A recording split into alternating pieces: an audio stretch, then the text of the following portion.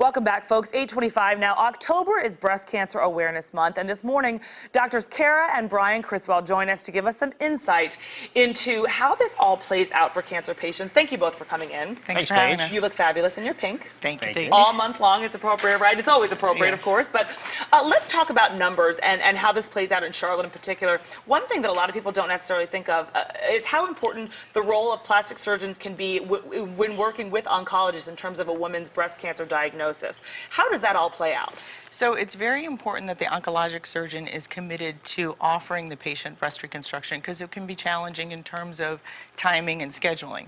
We're very lucky in Charlotte to have excellent oncologic surgeons who are committed to breast reconstruction, but overall, less than 50% of breast cancer patients are offered even the option to discuss reconstruction after mastectomy, and less than 20% are offered to do immediate reconstruction. We like to be involved early on, so with the diagnosis of breast cancer, they're going to see their oncologic surgeon. We like to be involved at that point too, to help the oncologic surgeon decide what would be the next steps in terms of reconstruction. Because a lot of people don't realize how, women who maybe haven't lived through it, and certainly possibly men, how much of a difference that can make for a woman, right? Having breast cancer, especially losing one or both breasts, really can make a huge difference in just how you feel about yourself in general. Absolutely. Women will tell me all the time that I've given them back their femininity. I've given them back their self-esteem. Because you think, okay, well, breasts, you can wear a padded bra, or you can cover something up. But that's not what it is. It is part of your body that you're born with, grew up with, and it's part of you. And so it's part of somebody's identity. And we have techniques today that women who are forced to undergo mastectomies can wake up the next morning after surgery, put on a t-shirt, and no one knows they've had mastectomies because we've already started the reconstruction.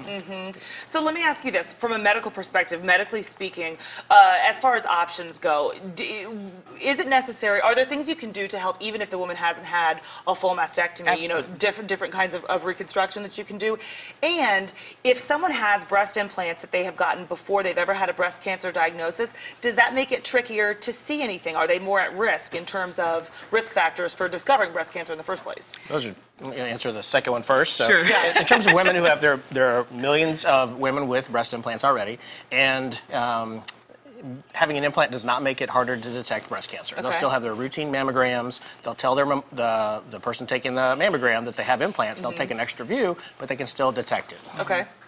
And with different options for breast reconstruction after, let's say, a lumpectomy. We only have about 10 seconds. Okay, so if there is significantly asymmetric, you can do a symmetry procedure in terms of lift reduction to make them more symmetric and have symmetry even after lumpectomy and radiation. So lots of options there. Great information. Thank you so much Thanks. both for coming in. Thank you. Thanks, Paige. We're back, guys, after the break with more Good Day.